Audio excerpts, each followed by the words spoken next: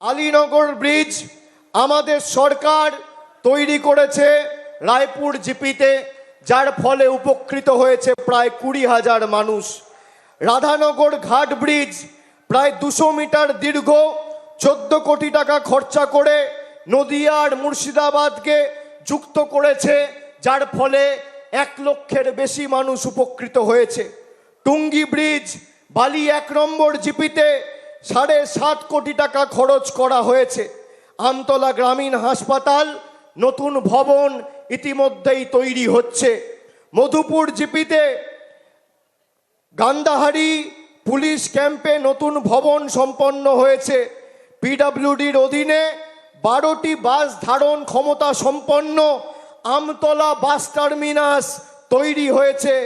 BDO অফিসের জমিতে 1.5 কোটি টাকা খরচ করে আমতলা মার্কেট কমপ্লেক্স নির্মিত হয়েছে। WBSRD এর অধীনে সর্বঙ্গপুর প্রায় 11 কোটি টাকা খরচা করে রাস্তা হচ্ছে। চাঁদপুর 8.5 কোটি টাকা খরচা করে রাস্তা হচ্ছে। পাটিকাবাড়ি 6.5 কোটি টাকা খরচা করে রাস্তা হচ্ছে। এবার আপনাদের দিই কিছু উন্নয়নের পরিসংখ্যান, যে এই নওদা বিধানসভাতে গত 5 বছরে খালি এই বিধানসভার 62,672 জন মায়েরা, দিদিরা, বোনেরা, বৌদিরা প্রতি মাসে লক্ষ্মীর ভাণ্ডার পাচ্ছেন। স্বাস্থ্য সাথীতে 3,53,149 জন উপকৃত হয়েছেন। খাদ্য সাথীতে খালি নওদা বিধানসভার অন্তর্গত 14টা জিপিতে 3,65,000 মানুষ বিনামূল্যে রেশন পাচ্ছেন। বাংলা আবাস যোজনা গত 2 বছরে 2024 এবং 2025-এ রাজ্য সরকার যে বাড়িগুলো তৈরি করেছে, খালি নওদা বিধানসভা থেকে 10,000-এর বেশি মানুষকে পাকা ছাদের ব্যবস্থা আমাদের মামাটি মানুষের সরকার করে দিয়েছে। কৃষক বন্ধু প্রকল্পে প্রায় 50,368 জন আর্থিক সাহায্য সহযোগিতা সুবিধা পেয়েছে। যুবসাথী প্রকল্পে প্রায় নওদা বিধানসভা থেকে 18,000 যুবক যুবতী ইতিমধ্যেই ব্যাংকে 1500 টাকা করে পেয়েছেন। খালি নওদা বিধানসভায় 18,000 আর মুর্শিদাবাদ জেলায় 3,20,000 যুবক যুবতীরা সরাসরি ডাইরেক্ট ব্যাংক ট্রান্সফারের মাধ্যমে টাকা পেয়েছেন। এছাড়া পথশ্রী 2, 3, 4 প্রায় 95টি নতুন রাস্তার নির্মাণ, কিছু রাস্তার পুনর্নির্মাণ এবং সংস্কার করা হয়েছে। মোট 100 কিলোমিটার রাস্তা এবং খরচ হয়েছে প্রায় 50 কোটি টাকা। এই যে টাকা খরচ হয়েছে, এর মধ্যে 10 পয়সা মোদী সরকার বা কেন্দ্র সরকারের কোনো অবদান নেই। গরিব মানুষের টাকা যারা আটকে রেখেছে, আপনি জিজ্ঞেস করুন, আজকে যারা আপনাদের বন্ধু হয়ে আপনাদের কাছে ভোট চাইতে আসছে ধর্মের নাম করে, তারা গত 5 বছরে গরিব মানুষের 100 দিনের টাকা বন্ধ, আবাসের টাকা মোদি বন্ধ করে দিয়েছে, গ্রাম সড়ক যোজনার টাকা বন্ধ করে দিয়েছে, জল জীবন মিশনের টাকা বন্ধ করে দিয়েছে। যদি আমাকে দেখাতে পারেন যে একটা বৈঠক অধীর চৌধুরী বা হুমায়ুন কবির গত 5 বছরে কেন্দ্রকে চিঠি দিয়ে একটা বৈঠক মানুষের স্বার্থে করেছে, আমি তৃণমূলের হয়ে ভোট চাইতে আপনাদের কাছে আসবো না, প্রচার করতে আসবো না। যারা ধর্ম নিয়ে রাজনীতি করে, বিজেপি একদিকে মন্দির নিয়ে রাজনীতি করে জয় শ্রী রামের নামে ভোট চাইছে, আর একদিকে হুমায়ুন কবির মসজিদের রাজনীতি করে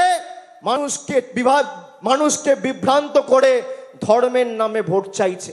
আমি মন্দির মসজিদের রাজনীতি বাড়িতে করব। আমি যখন আমার ধর্ম অবলম্বন করে মন্দিরে গিয়ে পুজো বা মসজিদে গিয়ে আল্লাহর কাছে দোয়া চাইব, আমার ধর্ম আমি বাড়িতে করব, ধর্মীয় সব প্রতিষ্ঠানে করব। কিন্তু আমি যখন মানুষের ভোটে নির্বাচিত, আমার কোনো ধর্ম নেই, আমার একটাই ধর্ম, মানব ধর্ম, মানুষকে পরিষেবা দেওয়া।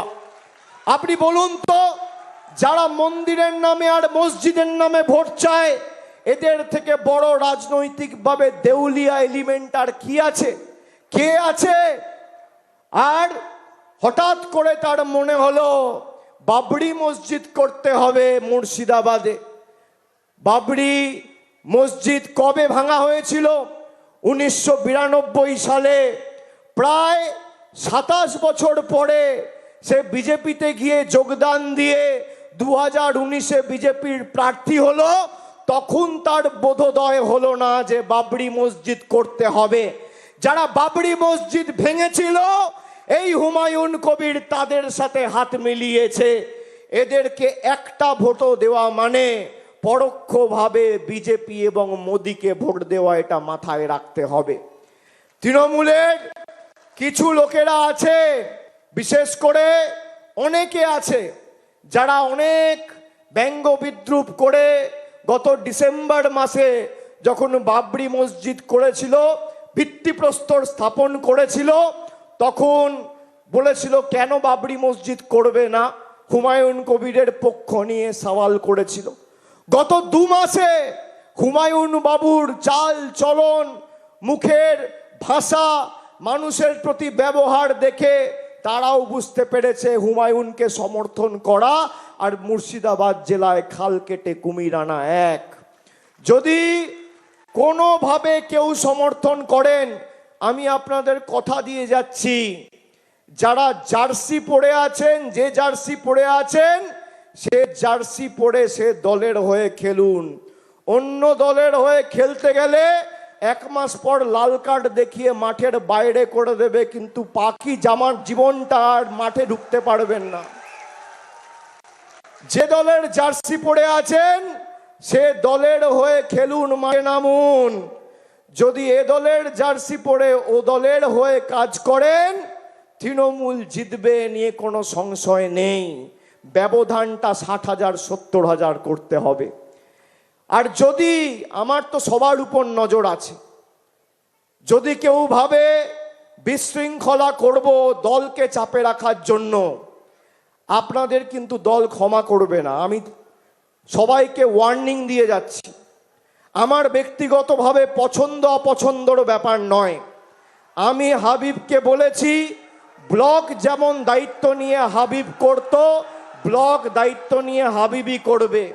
এই 10টা অঞ্চলের দায়িত্ব হাবিবের, আপনাদের সবার। আর যদি কারোর কোথাও মনে হয় যে আমাদের কোনো, আরে ভাই বস বস, আমায় বলতে দে। আর কারোর যদি কোথাও মনে হয় যে আমার সাথে প্রার্থীর একটা মনোমালিন্য হয়েছে, আপনি ধরে নেবেন নওদা থেকে প্রার্থী অভিষেক বন্দ্যোপাধ্যায় ভোট আমার হয়ে করবে।